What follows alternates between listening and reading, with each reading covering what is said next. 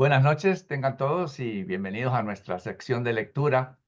Hoy con el documento 79 del libro de Urantia, que estamos cada semana leyéndolo y comentándolo. Tener un momento de silencio ahora, por favor, para poner esta actividad en manos de nuestro Padre.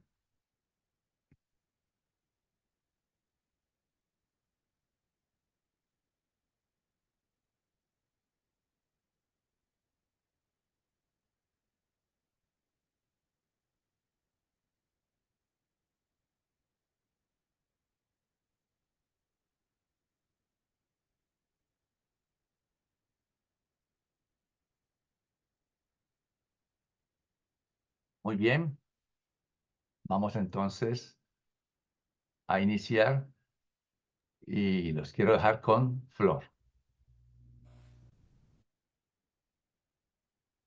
Bien, documento 79, la expansión andita en el Oriente. Asia es la cuna de la raza humana. Andón y Fonta nacieron allí, en una sureña península de este continente. En las alturas de lo que hoy en día es Afganistán, sus descendientes Badonán fundaron un primitivo centro cultural que ha persistido por más de medio millón de años. Aquí, en este centro oriental de la especie humana, las gentes Sangik se diferenciaron de los andonitas. Asia fue su primer hogar, su primer territorio de caza, su primer campo de batalla. El sudoeste asiático presenciaba las sucesivas civilizaciones de dalamatianos, noditas, adanitas y anditas, y desde estas regiones el potencial de la civilización moderna se extendió a todo el mundo. Aquí tenemos un mapa que Carlitos nos hizo, donde ustedes ven esta parte de India, que es lo que nos están hablando, y además Carlitos puso los diferentes lugares que nos narran dentro de este documento, como Turquestán, Xinjiang, China, y bueno, Asia, el sudoeste asiático y el área de Mesopotamia, para que nos hagamos una idea de dónde sucede todo lo que nos narra este documento. Gracias, Flor. Primero, los anditas del Turquestán. Durante más de 25.000 años, hasta casi el año 2000 antes de Jesucristo, el corazón de Eurasia fue predominantemente, aunque cada vez menos, andita. En las tierras bajas del Turquestán, los anditas fueron rodeando los lagos interiores por el oeste, llegando así a Europa, mientras que desde las tierras altas de la región hicieron una infiltración hacia el este. El Turquestán oriental, también conocido como Sinkiam, y en una medida menor el Tíbet, fueron las vetustas, es decir, las antiguas compuertas a través de las cuales estos pueblos de la Mesopotamia penetraron las montañas hacia las norteñas tierras del hombre amarillo. La infiltración andita en la India se desplegó desde las alturas del Turquestán hacia el Punjab y desde las tierras de pastoreo iraníes a través de Beluchistán. Estas migraciones primitivas no constituían en ningún modo conquistas, más bien eran parte del continuo éxodo de las tribus anditas hacia el oeste de la India y China. Persistieron centros de entremezclada cultura andita. Aquí, esta región que dice Xinjiang está ampliada entonces en este otro mapita para mostrar dónde está el río Tarim.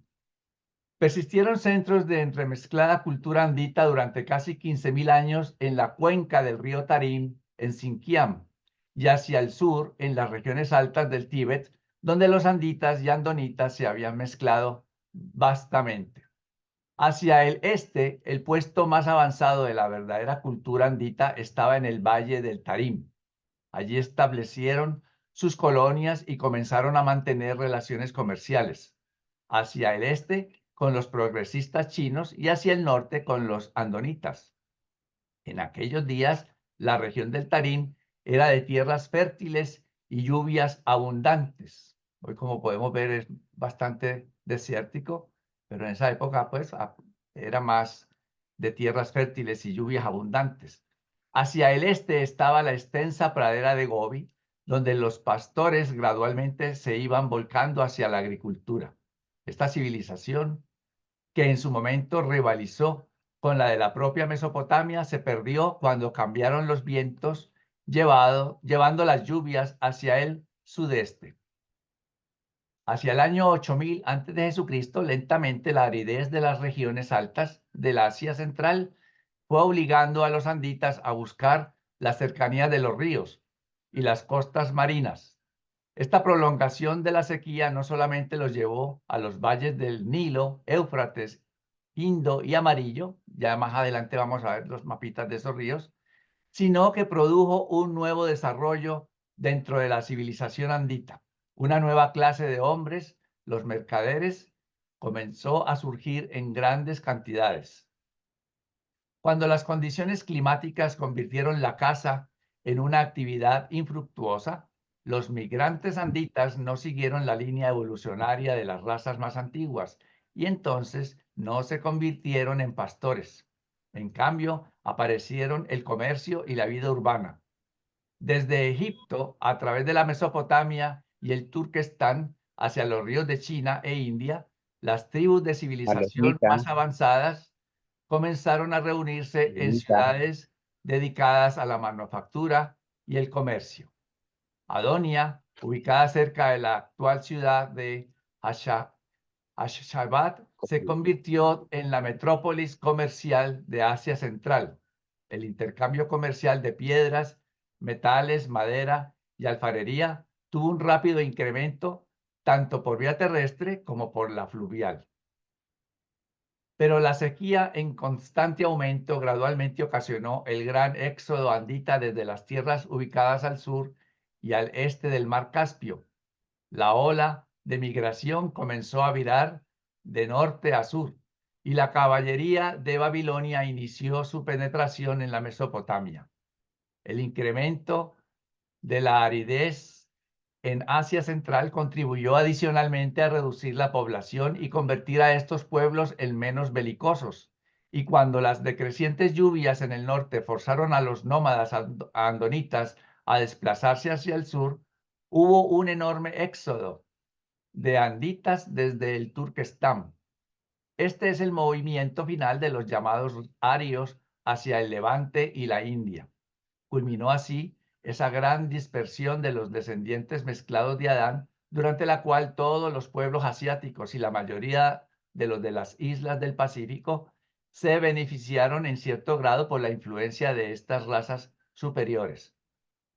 Así pues, al dispersarse en el hemisferio oriental, los anditas fueron desposeídos de sus tierras natales de la Mesopotamia y el Turquestán, puesto que fue este desplazamiento excesivo de los andonitas hacia el sur en el que diluyó a los anditas en Asia Central hasta su desaparición casi total. Pero aún en el siglo XX de la era cristiana quedan rastros de sangre andita entre los turanianos y tibetanos, que están ubicados en esa área que se ve allí en el mapa. Como se puede ver en los tipos rubios que a veces se hallan en estas regiones, los primeros anales chinos registran la presencia de nómadas de cabello rojo al norte de las pacíficas colonias del río Amarillo, y aún se conservan pinturas que prueban fielmente la presencia del tipo rubio andita y del moreno mongol en la cuenca del Tarim de hace tiempo. La última gran manifestación de la sumergida genialidad militar de los anditas de Asia Central se produjo en el año 1200 después de Jesucristo, cuando los mongoles bajo Gengis Khan comenzaron la conquista de la mayor parte del continente asiático.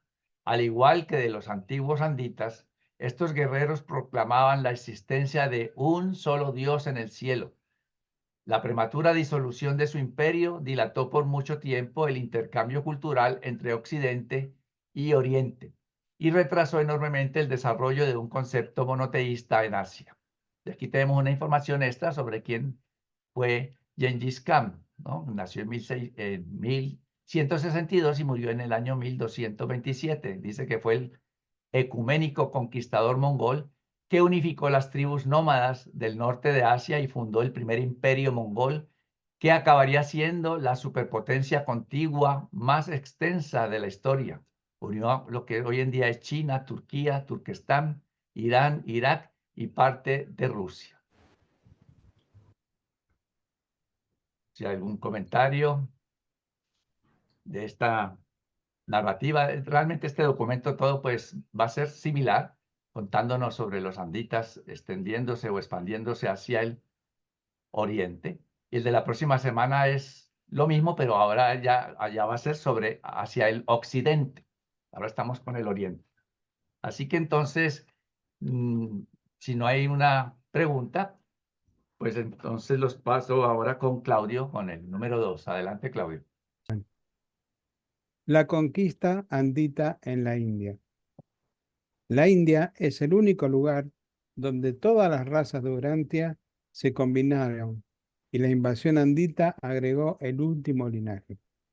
En las alturas al noroeste de la India se trajeron a la existencia las razas Sangik y, sin excepción, en los primeros tiempos penetraron miembros de cada una de ellas el subcontinente de la India, dejando a su paso la más heterogénea mezcla de razas que jamás haya existido en Urantia. La antigua India fue, en cierto modo, una captación de razas migrantes.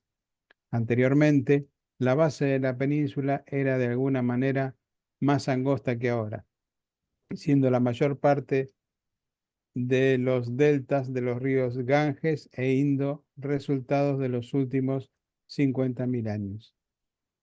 Las primeras mezclas de razas en la India fueron una combinación de razas migratorias, roja y amarilla, con los aborígenes andonitas. Este grupo fue más tarde debilitado al absorber la porción más grande de la extinta cepa verde del este, así como grandes cantidades de la raza anaranjada, y fue ligeramente mejorado con una pequeña adición de la del hombre azul, pero empeoró notablemente a través de la asimilación de grandes cantidades de la raza índiga. Pero no es completamente propio decir que los llamados aborígenes de la India representan esta gente temprana. Más bien ellos son de una franja más inferior ubicada al sur y al este, que nunca fueron completamente absorbidos ni por los primeros anditas ni por la posterior aparición de sus primos arios. Por el año 20.000 a.C., la población del oeste de la India ya había sido teñida con la sangre adánica, y nunca en la historia de Urantia ningún pueblo combinó tantas razas diferentes.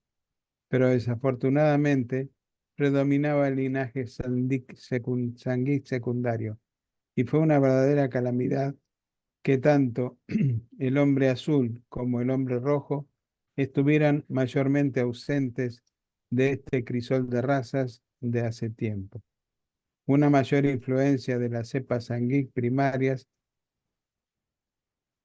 había realzado considerablemente lo que podía haberse convertido en una civilización aún más importante, como fueron las cosas. El hombre rojo se fue destruyendo a sí mismo en las Américas, el hombre azul retosaba en Europa, y los primeros descendientes de Adán y la mayoría de los últimos demostraban pocos deseos de mezclarse con la gente de color más oscuro, ya sea en la India, en el África o en otras partes. Alrededor de 15.000 años antes de Jesucristo, la presión de la población en aumento en Turquestán e Irán ocasionó el primer movimiento masivo de los anditas hacia la India.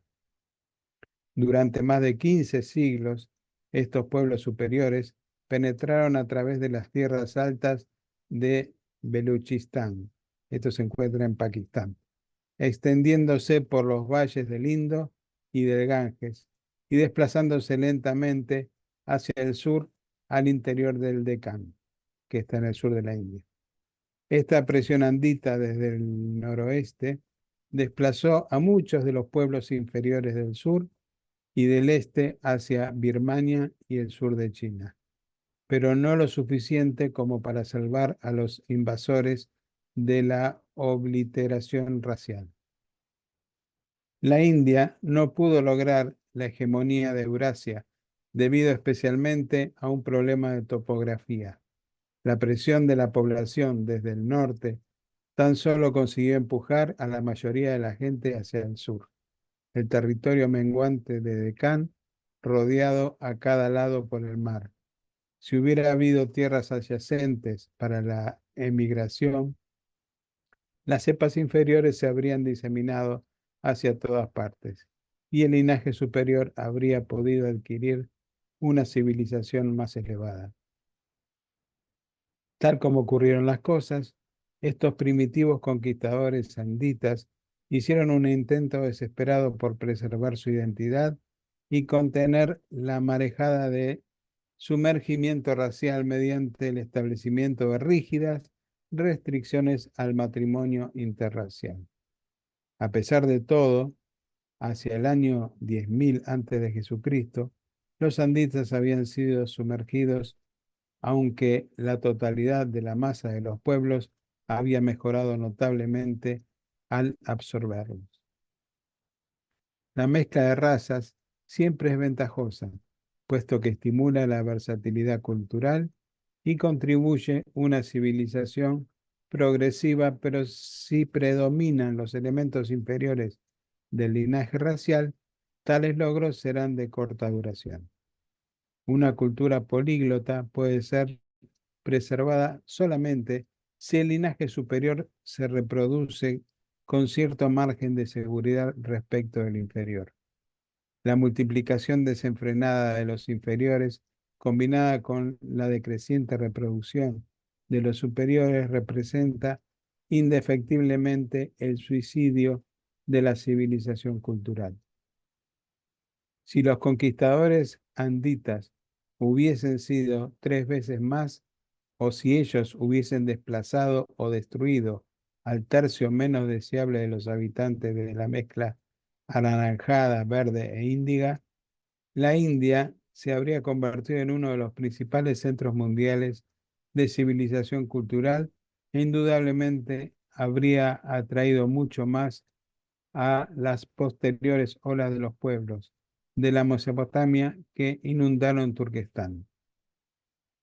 Y desde allí se desplazaron hacia el norte para Europa. ¿Alguna duda? ¿Algún comentario? Bueno, te paso el micrófono, Javier. Adelante. Este numeral es bien interesante. La India dravidiana. La mezcla de los conquistadores anditas de la India con el linaje nativo dio como resultado a la larga a esos pueblos entremezclados que han sido llamados dravidianos. Los primitivos y más puros dravidianos poseían una gran capacidad para los logros culturales, que se fue debilitando continuamente a medida que su herencia andita se iba atenuando progresivamente. Esto fue lo que llevó a la destrucción, el brote de civilización de la India casi 12.000 años, casi 12.000 años. Pero aún la infusión de esta pequeña cantidad de sangre de Adán produjo un marcado avance en el desarrollo social. Este linaje compuesto produjo inmediatamente la civilización más versátil de las que por entonces existían en la Tierra. No mucho después de la conquista de la India, los anditas dravidianos perdieron su contacto racial y cultural con la Mesopotamia. Pero más adelante la apertura de líneas marítimas y las rutas de las caravanas permitieron reanudar estas conexiones. Y en los últimos 10.000 años, la India no ha estado nunca totalmente aislada de la Mesopotamia en el oeste y China en el este. aunque las barreras montañosas favorecieron grandemente un mayor contacto con el oeste. La cultura superior y las tendencias religiosas de los pueblos de la India provienen de los tiempos primitivos de la dominación dravidiana y se deben en parte al hecho de que tantos sacerdotes setitas llegaron a la India, tanto con la primitiva invasión andita como con la más reciente invasión aria. Por eso, el hilo ininterrumpido de monoteísmo a través de la historia de la India surgió de las enseñanzas de los adanitas en el segundo jardín. Ya en el año 16.000 antes de Jesucristo, una sociedad de 100 sacerdotes setitas penetró la India y estuvo a punto de realizar la conquista religiosa de la mitad occidental de este pueblo políglota, pero su religión no persistió. En 5.000 años, sus doctrinas sobre la Trinidad del Paraíso decayeron en el símbolo triple del dios del fuego. En la imagen anterior está el dios del fuego, que es Agni, como se ve, ahí son 3 llamas. Dicen que es el único que quedó de la Trinidad del Paraíso. Pero durante más de 7.000 años, desde el fin de las migraciones anditas, el nivel religioso de los habitantes de la India fue muy superior al promedio del mundo. Durante estos siglos, la India prometía producir la principal civilización cultural, religiosa, filosófica y comercial del mundo. Si los anditas no hubiesen sido totalmente sumidos en la miseria por los pueblos del sur, este destino probablemente se habría concretado. Los centros culturales dravidianos estaban situados en los valles de los ríos, principalmente del Indo y del Ganges, y en el Deccan, junto a los 3 grandes ríos que fluyen a través de los Ghates orientales hacia el mar. No sé si se pronuncia Ghates o Gates, no sé. Las colonias a lo largo de los Ghates occidentales les debían su prominencia a los intercambios marítimos con Sumeria. En ese están, los Ghates son como unas montañas. Los dravidianos figuran entre los primeros pueblos en construir ciudades y dedicarse a un vasto comercio de importaciones y exportaciones, tanto por tierra como por mar. Ya para el año 7000 antes de Jesucristo, las caravanas de camellos viajaban en forma regular a la distante Mesopotamia. La marina de los dravidianos se aventuraba hacia la marina de los dravidianos se aventuraba hacia las ciudades sumerias del Golfo Pérsico por el mar Arábigo y navegaba las aguas del Golfo de Bengala hasta las playas orientales. Cierra el micrófono, por favor. Estos navegantes y mercaderes importaron de Sumeria el saber y el arte de escribir. Estas relaciones comerciales contribuyeron enormemente a una diversificación adicional de esta cultura cosmopolita, que se manifestó en una aparición precoz de muchos de los refinamientos y aún lujos de la vida urbana. Cuando los arios más recientes llegaron a la India, no reconocieron en los dravidianos a sus primos anditas ya entremezclados con las razas Sanjit, pero sí descubrieron allí una civilización avanzada. A pesar de sus limitaciones biológicas, los dravidianos fundaron una civilización superior que se difundió por toda la India y que ha sobrevivido hasta los tiempos modernos en el Deccan. Ahí es una imagen pequeñita de un dravidiano, de un niño dravidiano. Podemos ver la belleza que es muy diferente al negro africano. Este es un negro diferente que son los dravidianos. Gracias. Si alguien tiene algún aporte, consulta, pregunta o quiere dar una opinión, aquí estamos. O si no, le damos paso a Mónica, que sigue con el siguiente numeral. Gracias, Javier. Vamos. 4. La invasión aria de la India. La segunda penetración andita a la India fue la invasión aria durante un periodo de casi 500 años a mediados del tercer milenio antes de Jesucristo. La migración marcó el éxodo final de los anditas de sus tierras natales del Turquestán. Los primeros centros arios estaban esparcidos en la mitad septentrional de la India, particularmente en el noroeste. Estos invasores no llegaron a completar la conquista del país y esto causó posteriormente su ruina porque su inferioridad numérica los hizo vulnerables a la absorción de los dravidianos del sur, quienes posteriormente invadieron la entera península con excepción de las provincias del Himalaya. Los arios dejaron una escasa marca racial en la India, excepto en las provincias del norte.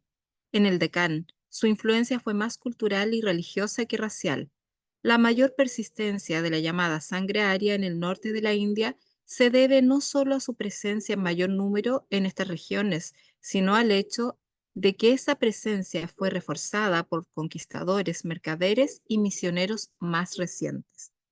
Hasta el primer siglo antes de Jesucristo, hubo una continua infiltración de sangre aria en la región del Pendjab, siendo el último influjo en forma de las campañas de los pueblos helénicos. En las llanuras del Ganges, a la larga, los arios y los dravidianos se mezclaron produciendo una cultura elevada y este centro fue reforzado posteriormente por contribuciones del noreste provenientes de la China. Muchos tipos de organizaciones sociales florecieron esporádicamente en la India, desde los sistemas semidemocráticos de los arios hasta formas de gobiernos despóticas y monárquicas. Pero la característica más notable de la sociedad fue la presencia de grandes castas sociales que fueron instituidas por los arios en un empeño por perpetuar la identidad racial. Este complicado sistema de castas ha sido preservado desde entonces hasta el tiempo presente. A mí me dio curiosidad y busqué en Google cuáles son las castas que están predominando en este minuto en India y aquí tengo una imagen. Por si a alguien le da curiosidad, también puede buscar. Lo que llama la atención en el fondo que aún estén presentes y sean como en el fondo el linaje, supongo yo que un poco más puro de esos conquistadores. Después, las 4 grandes castas existentes, con excepción de la primera, fueron creadas con la fútil intención de impedir la amalgama racial de los conquistadores arios con sus inferiores sometidos. Pero la casta principal, la de los sacerdotes maestros, surgió de los setitas. Los brahmines del siglo XX después de Jesucristo son los descendientes culturales directos de los sacerdotes del segundo jardín, aunque sus enseñanzas difieren muchísimo de las de sus ilustres predecesores. Y también buscando información en Google, ¿cierto? Aparecen fotografías de brahmines ya de un tiempo mucho anterior para nosotros, pero actuales para el tiempo del libro Durante. Cuando los arios penetraron en la India, llevaban consigo sus conceptos de deidad, preservados en lo que quedaba de las tradiciones de la religión del segundo jardín. Pero los sacerdotes brahmines no supieron resistir el ímpetu pagano fomentado por contacto repentino con las religiones inferiores del Deccan, tras el arrasamiento racial de los arios. Así pues, la vasta mayoría de la población cayó en el cautiverio de las esclavizantes supersticiones de las religiones inferiores y de esa manera resultó que la India fracasó por producir la elevada civilización que se vislumbraba en épocas anteriores. Aquí destacamos esa frasecita en el fondo, que si no hubiera sido porque se dejaron llevar por las religiones de los habitantes de los dravidianos, podría haber sido otra la historia de la India. Pero bueno, es lo que tenemos por ahora. El despertar espiritual del siglo VI a.C. no perduró en la India. habiéndose extinguido aún antes de la invasión maometana. Pero algún día surgirá tal vez un Gautama más importante que conducirá a la India entera en búsqueda del Dios viviente, y entonces el mundo podrá presenciar el florecimiento de las potencialidades culturales de un pueblo versátil que por tanto tiempo permanece comatoso, aletargado, adormecido, bajo la paralizante influencia de una visión espiritual sin progresión. La cultura descansa sobre una base biológica, pero las castas por sí solas no pueden perpetuar la cultura aria, pues la religión, la verdadera religión, es la fuente indispensable de esa energía más elevada que impulsa a los hombres a establecer una civilización superior basada en la fraternidad humana. Si alguien quiere hacer alguna acotación a este numeral, puede hacerlo. Pero como está muy claro, le voy a dar la palabra a Javier para que continúe con la lectura. Gracias, Mónica. 5. El hombre rojo y el hombre amarillo. La historia de la India es la historia de la conquista andita y la consiguiente sumersión de los anditas en los pueblos evolucionarios más antiguos. La historia del Asia Oriental es en general, la historia del Asia Oriental en general es la historia de los Sanghik primarios, particularmente el hombre rojo y el hombre amarillo. Estas dos razas evitaron casi en su totalidad la mezcla con el degradado linaje neandertal, que fue el que retardó enormemente al hombre en Europa, preservando de este modo el potencial superior del tipo Sanghik primario. Los primeros hombres de Neandertal se diseminaron por toda Eurasia, pero el ala oriental era la más contaminada con los degradados linajes animales. Estos tipos subhumanos fueron desplazados hacia el sur por el quinto glaciar, la misma capa de hielo que por mucho tiempo bloqueó la migración Sanghik hacia el este en Asia. Y cuando el hombre rojo se dirigió hacia el noreste, bordeando las tierras altas de la India, halló el noroeste de Asia libre de esta especie subhumana. La organización tribal de las razas rojas se formó antes que la de cualquier otro pueblo y fueron los primeros en emigrar del centro Sanghik de Asia Central. Los linajes inferiores del hombre de Neandertal fueron destruidos o desplazados del territorio continental por las posteriores migraciones de las tribus amarillas. Pero el hombre rojo había reinado en forma suprema en el este de Asia durante casi 100.000 años antes de que llegaran las tribus amarillas. Hace más de 300.000 años, el grupo principal de la raza amarilla invadió la China desde el sur como emigrantes costeros. Cada milenio, ellos fueron penetrando más y más en el continente, pero no establecieron contacto con sus hermanos tibetanos hasta tiempos relativamente recientes. La creciente presión de la población ocasionó que la raza amarilla, en su desplazamiento hacia el norte, comenzara a penetrar en los territorios de caza del hombre rojo. Esta usurpación, unida al natural antagonismo racial, culminó en hostilidades cada vez más graves, y de este modo comenzó la crucial lucha por las tierras fértiles del Asia más lejana. El desarrollo de esta contienda de una entera época entre las razas roja y amarilla es una epopeya de la historia de Urantia. Durante más de 200.000 años, estas dos razas superiores libraron una encarnizada e infatigable guerra. En las primeras luchas vencieron generalmente las razas rojas y sus incursiones causaron estragos entre las colonias amarillas. Pero el hombre amarillo era un hombre aventajado en las destrezas de la guerra y rápidamente manifestó una marcada habilidad para vivir pacíficamente con sus compatriotas. Los chinos fueron los primeros en aprender que en la unión está la fuerza. Las tribus rojas continuaron con sus graves conflictos de aniquilación mutua y comenzaron a sufrir repetidas derrotas a manos de los agresivos e implacables chinos que continuaron su inexorable marcha hacia el norte. Hace 100.000 años, las diezmadas tribus de la raza roja se batían en retirada hacia los hielos del último glaciar, y cuando el pasaje de tierra hacia el este sobre el estrecho de Bering se hizo transitable, estas tribus no tardaron en abandonar las inhospitalarias costas del continente asiático. Han transcurrido 85.000 años desde el momento en que el último hombre rojo partió de Asia, pero la prolongada lucha dejó sus huellas genéticas sobre la victoriosa raza amarilla.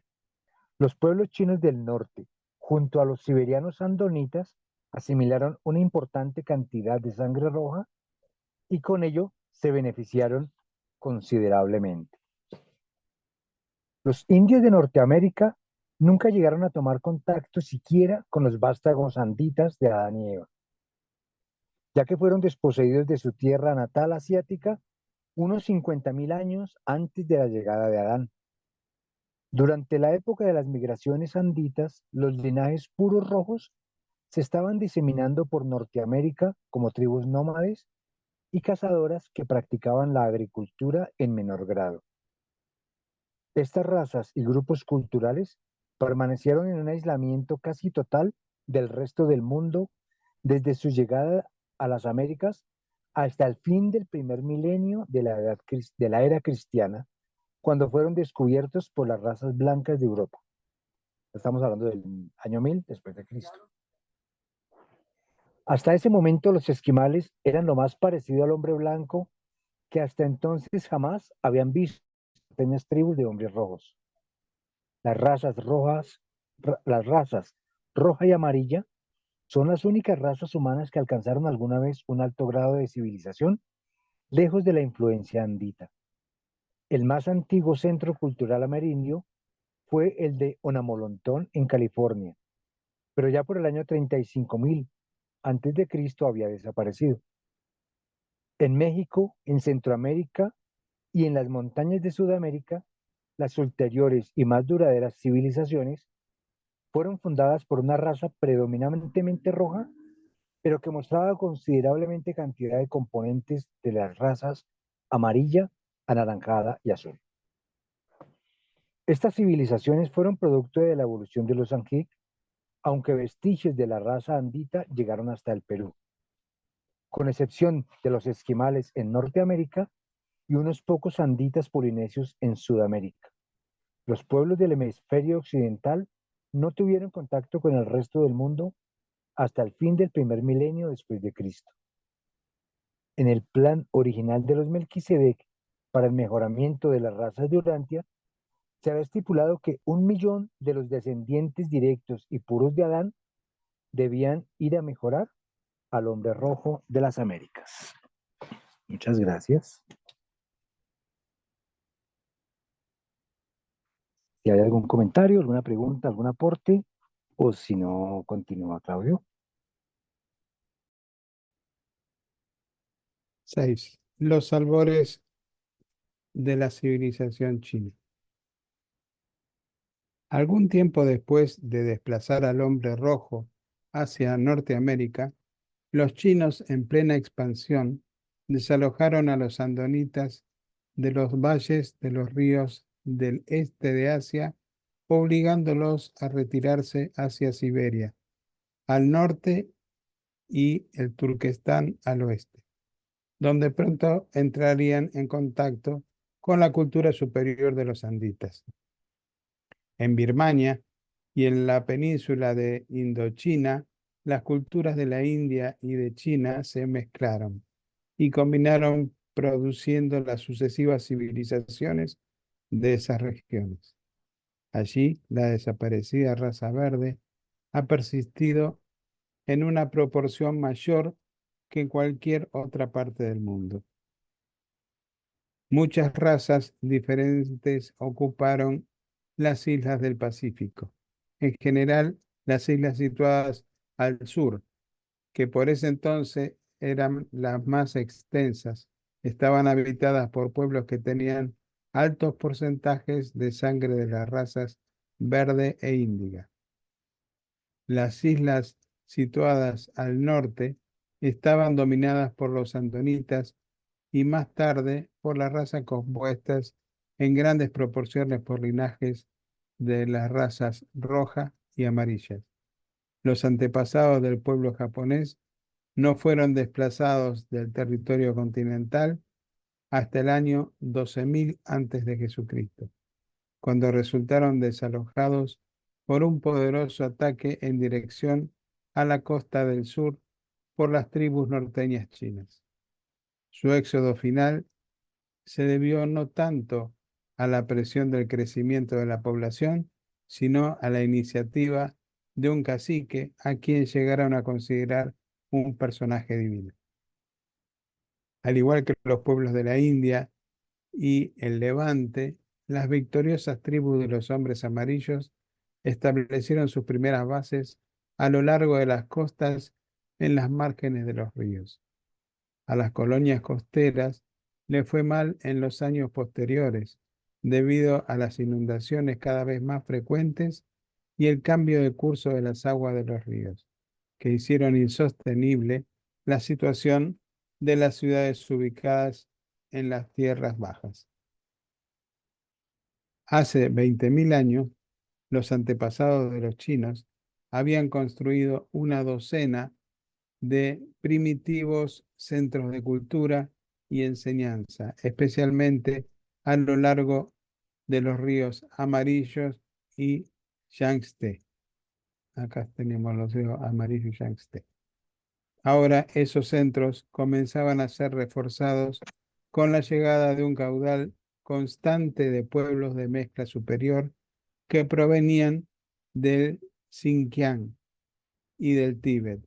La migración desde el Tíbet hacia el valle del río Yangtze no se propagó tanto como en el norte, ni tampoco eran los centros tibetanos tan avanzados como aquellos en la cuenca del Tarim. Pero ambos movimientos llegaron consigo hacia el este y las colonias ribereñas cierta cantidad de sangre andita. La superioridad de la antigua raza amarilla se debió a 4 grandes factores. 1. Genético. A diferencia de sus primos azules en Europa, tanto la raza roja como la amarilla se habían salvado en gran medida de la mezcla con los linajes humanos degradados. Los chinos norteños, ya mejorados con pequeñas cantidades de los superiores linajes rojo y andonita, pronto se beneficiarían con un considerable influjo de la sangre andita. A los chinos del sur no les fue tan bien en este sentido y sufrieron mucho de las consecuencias de la absorción de la raza verde. Y posteriormente fueron debilitados aún más por la infiltración de multitudes de pueblos inferiores que fueron expulsados de la India como consecuencia de la invasión andita dravidiana. Hoy en día existe en China una notable diferencia entre las razas del norte y las del sur. 2. Social. La raza amarilla aprendió rápidamente el valor de la paz interna. Su pacifismo tanto contribuyó al aumento de la población que aseguró la diseminación de su civilización entre millones de personas desde el año 25.000 al 5.000 antes de Jesucristo. La civilización más masiva de Urantia se hallaba en el centro y en el norte de China. El hombre amarillo fue el primero en lograr una solidaridad racial y el primero en alcanzar una civilización cultural, social y política en gran escala. Los chinos del año 15.000 antes de Jesucristo eran militaristas agresivos. No se habían deliberado por una excesiva reverencia al pasado y siendo menos de 12 millones, constituían una compacta unidad con un lenguaje común. Durante esta época construyeron una verdadera nación, mucho más unida y homogénea que sus uniones políticas de tiempos históricos. 3. Espiritual. En la era de las migraciones anditas, los chinos constituían uno de los pueblos más espirituales de la tierra. La prolongada fidelidad a la adoración de la verdad única proclamada por Xinglangtong los mantuvo al frente de la mayoría de otras razas. El estímulo de una religión progresiva y avanzada es frecuentemente un factor decisivo en el desarrollo cultural. Mientras la India languidecía, China avanzaba con ímpetu gracias al vigorizador estímulo de una religión en la que la verdad fue elevada como la deidad suprema. La adoración de la verdad estimulaba la investigación y la exploración intrépida de las leyes de la naturaleza y los potenciales de la humanidad. Aún los chinos de hace 6.000 años seguían siendo entusiastas y enérgicos estudiantes de la búsqueda de la verdad. 4. Geográfico. La China está protegida por las montañas hacia el oeste y por el Pacífico hacia el este. Solamente el norte estaba abierto a los ataques y desde los días del Hombre Rojo hasta la llegada de los descendientes de los anditas más recientes, el norte no estuvo ocupado por razas agresivas. De no haber sido por las barreras montañosas y posterior decadencia de la cultura espiritual, la raza amarilla indudablemente habría traído la mayor parte de la migración andita desde el Turquestán y sin duda habrían podido dominar rápidamente la civilización mundial. Bueno, comentarios.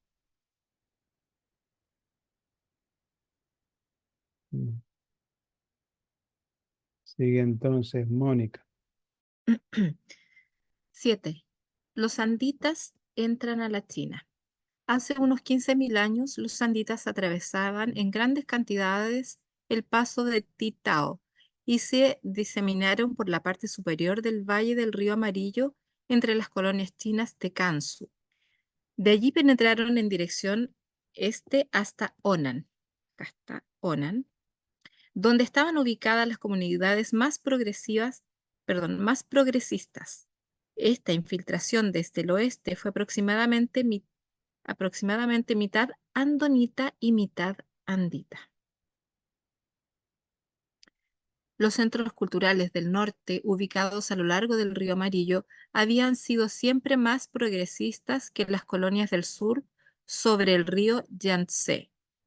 En unos pocos miles de años, después de la llegada de estos mortales superiores, si bien escasos en número, las colonias a lo largo del río Amarillo se adelantaron a las aldeas del río Yangtze, alcanzando una avanzada posición en comparación con sus hermanos del sur, posición que aún mantienen. No es que haya habido tantos anditas, ni que su cultura fuera tan superior, sino que la amalgama con ellos produjo un linaje más versátil. Los chinos del norte recibieron justamente suficiente sangre andita como para estimular ligeramente la innata capacidad de su mente, pero menos de lo que hubiera sido necesario para inspirarlos con la inquietud y curiosidad exploratoria tan característica de las razas blancas del norte. Los chinos parece que no descubrieron continentes como sí lo hicieron los europeos. Esta infusión limitada de herencia andita fue menos perturbadora para la estabilidad innata del tipo Sanjik. Las olas más recientes de anditas llevaron consigo parte de los avances culturales de la Mesopotamia.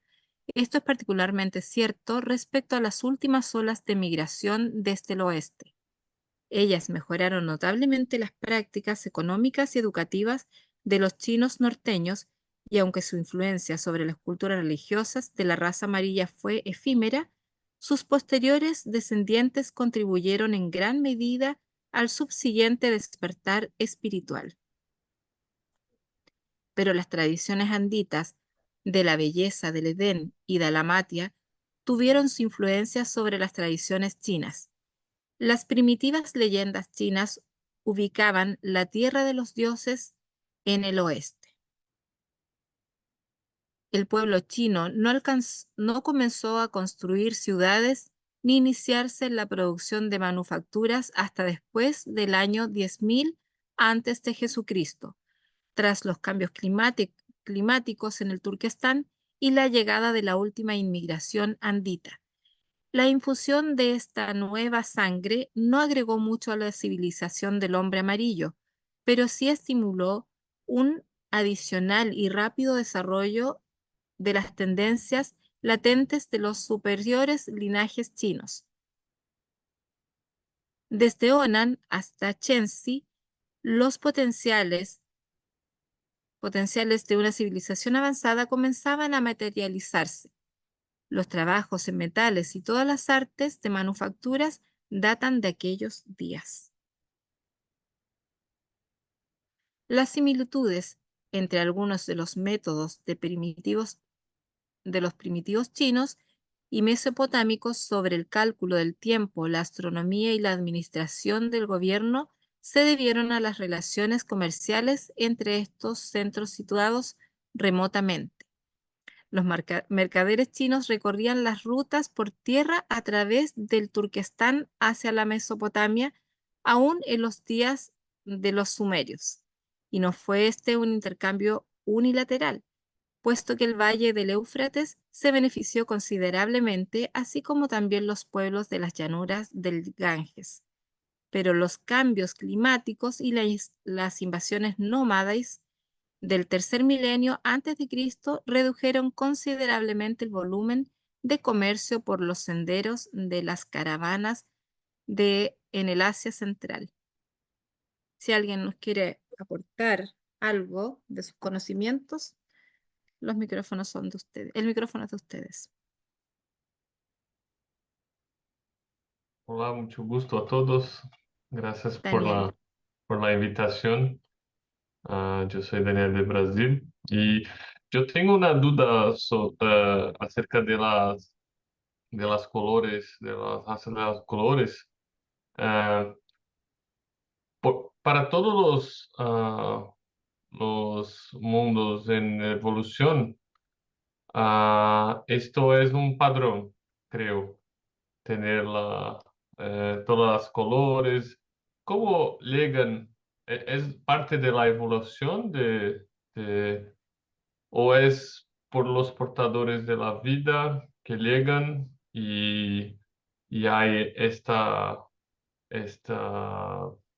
diferentes colores de razas o son, no sé, porque intenté mirar eso en el libro y creo que los sanjiques y las otras razas empiezan a tener diferentes tipos de razas, pero no encontré cómo llegan al mundo en evolución. No si es parte del código genético o no. Es una duda que tengo. Gracias y gracias por el convite, Flor. Gracias, Daniel, por tu inquietud. Florcita te la va a responder. Antes que nada, Daniel, qué gusto que estés aquí.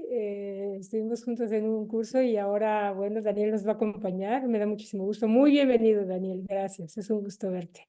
Bueno, sí, mira, o sea, las razas se dan en todos los planetas. En realidad pienso yo que es un tipo de mutación que de buenas a primeras surge de alguna familia.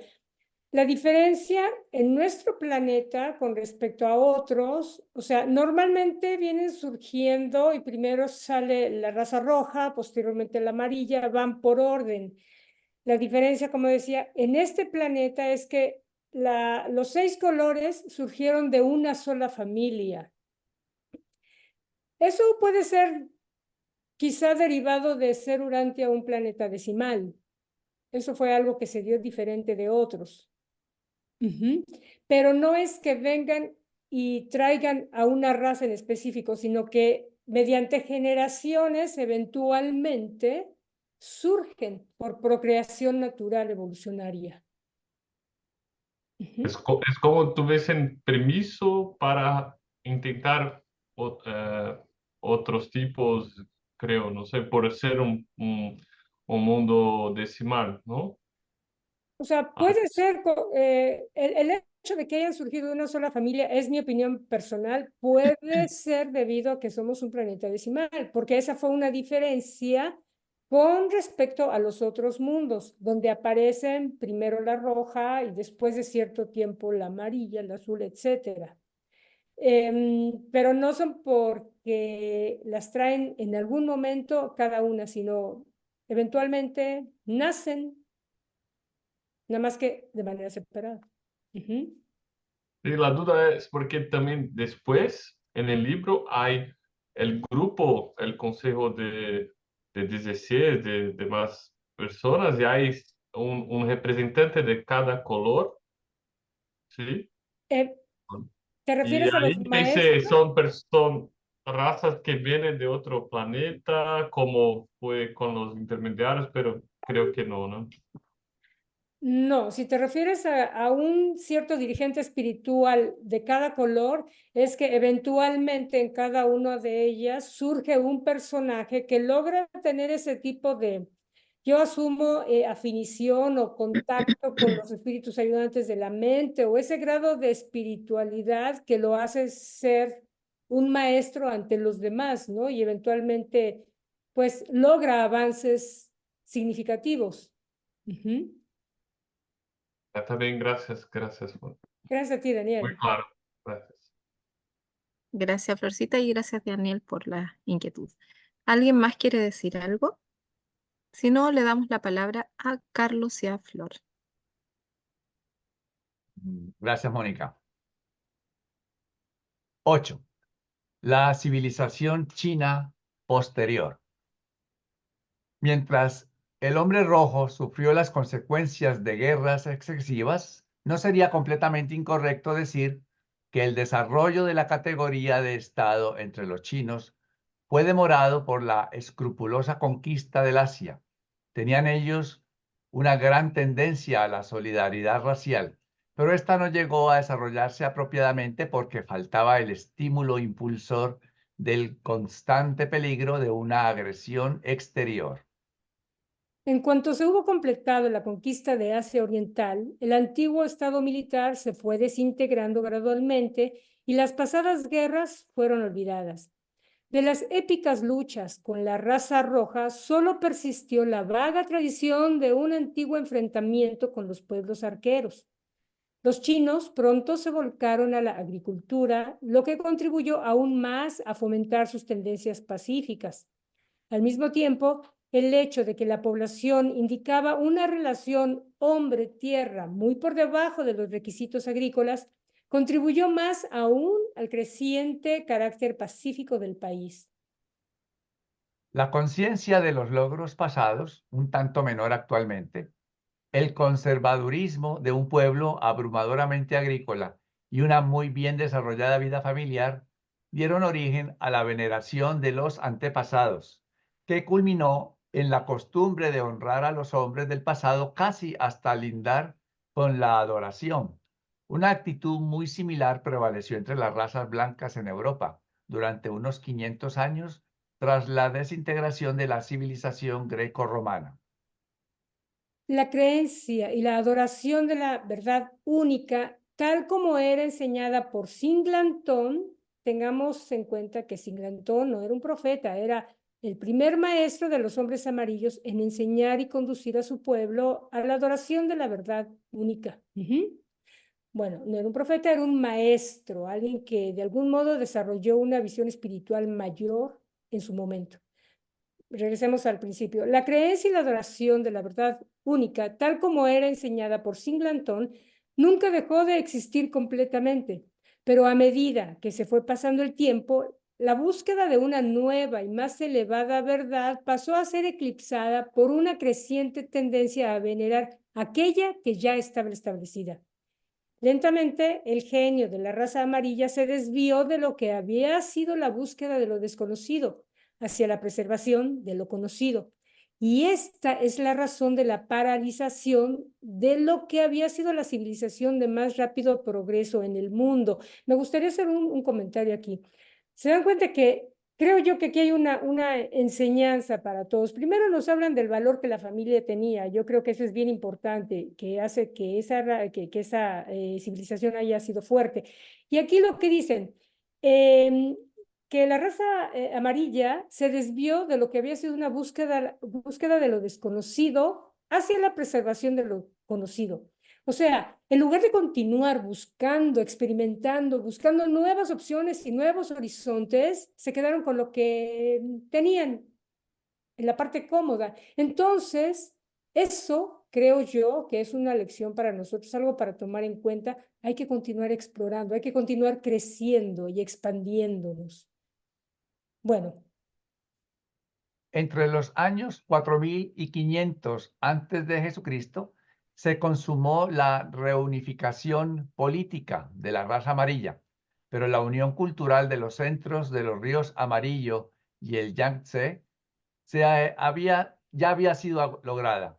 Esta reunificación política de los últimos grupos tribales no se produjo sin conflictos, pero el concepto guerrero permaneció desprestigiado en la sociedad.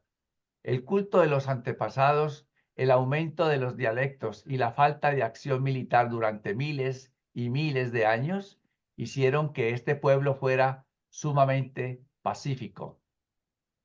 a pesar de fracasar en el cumplimiento de la promesa del desarrollo precoz de un estado avanzado, la raza amarilla avanzó progresivamente en la realización de las artes de la civilización, especialmente en los campos de la agricultura y la horticultura. Los problemas hidromecánicos enfrentados por los agricultores de Shenzi y Honan demandaron la cooperación de los grupos para su solución.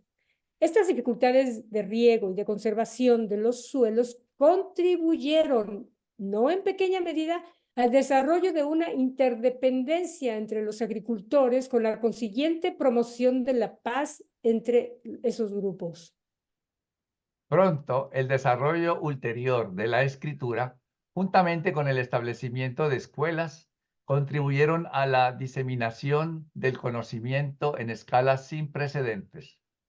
Pero la engorrosa naturaleza del sistema de escritura ideográfica impuso una limitación numérica a las clases cultas, a pesar de la temprana aparición de la imprenta.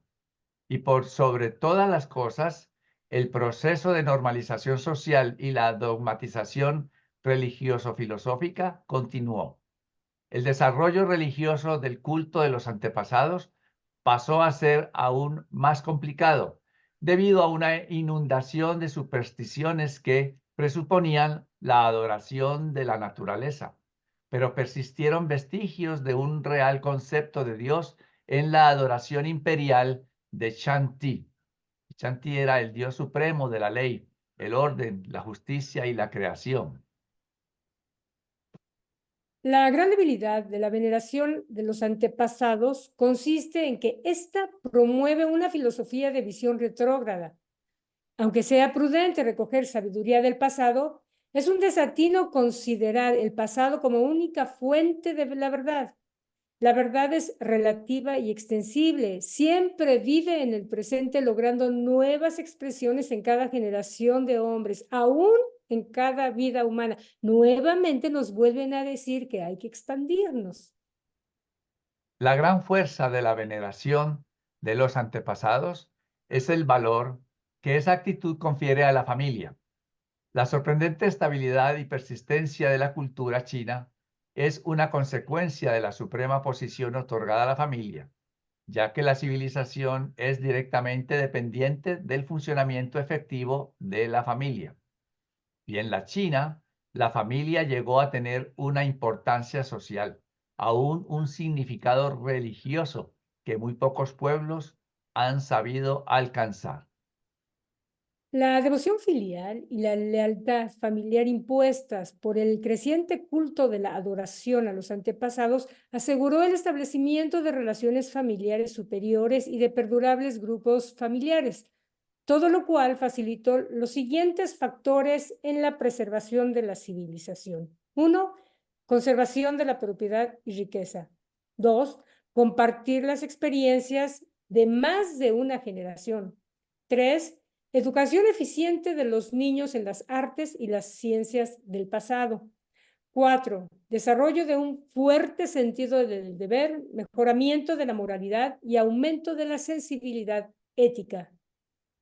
El período formativo de la civilización china, que comienza con la llegada de los anditas, continúa hasta el gran despertar ético, moral y semi-religioso del siglo VI a.C. Y la tradición china conserva el confuso registro del pasado evolucionario, la transición de la familia materna a la familia paterna, el establecimiento de la agricultura, el desarrollo de la arquitectura, la iniciación de la industria. Todos ellos se narran sucesivamente.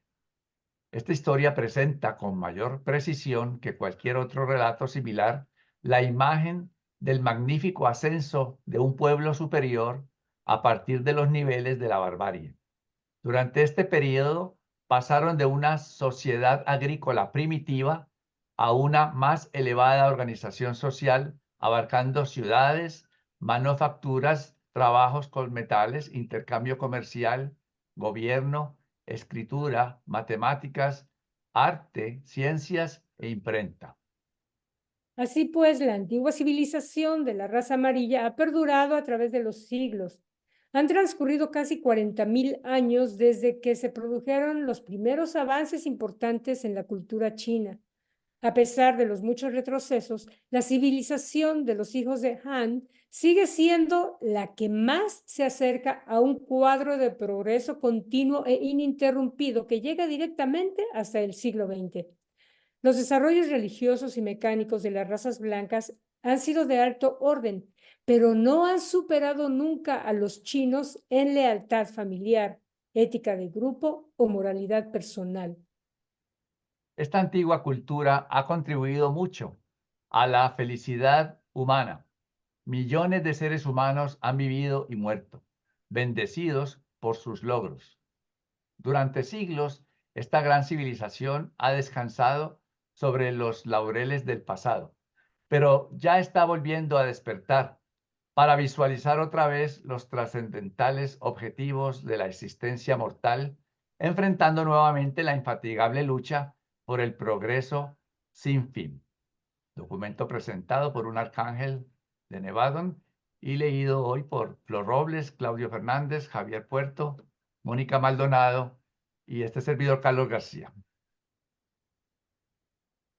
Bien, entonces hemos visto esta historia que, como sabemos, no se hizo de un día para otro, ni siquiera en 100 ni en 1000 años. Son miles y miles de años que es fácil cuando uno lo lee, ¿no? Que dice, hace 15.000 años esta cosa, sí, pero 15.000 años, sentémonos a pensar que son 15.000 años, porque eso es mucho tiempo y muchas cosas que pasaron y sucedieron para que se vaya poblando el planeta entero, básicamente, ¿no? Se fue poblando el planeta entero partiendo de allí.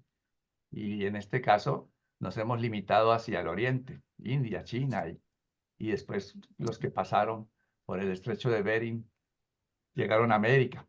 La semana que viene pues veremos hacia el otro lado, hacia el occidente.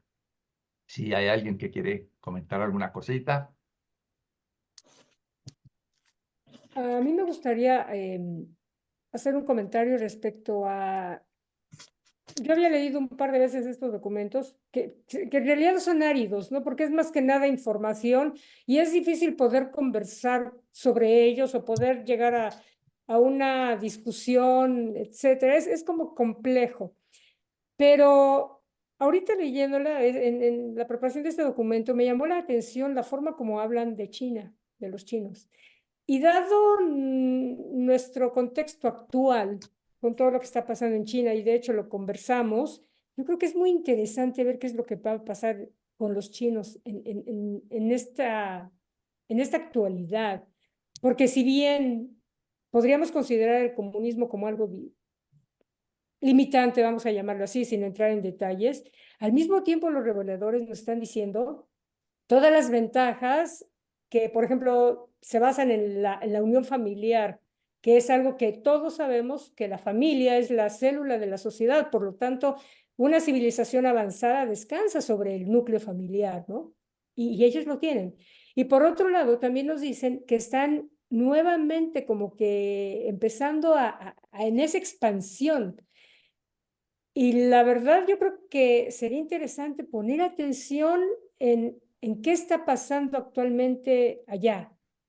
No vamos a arreglar nada ni nos vamos a meter en nada, simplemente poner atención para ver qué podemos encontrar de bueno entre lo que nos dicen los reveladores que ha pasado y que se debe de preservar y lo que está pasando actualmente con lo que con una civilización que los reveladores nos dicen está agarrando está tomando el toro por los cuernos para sacar adelante y crear.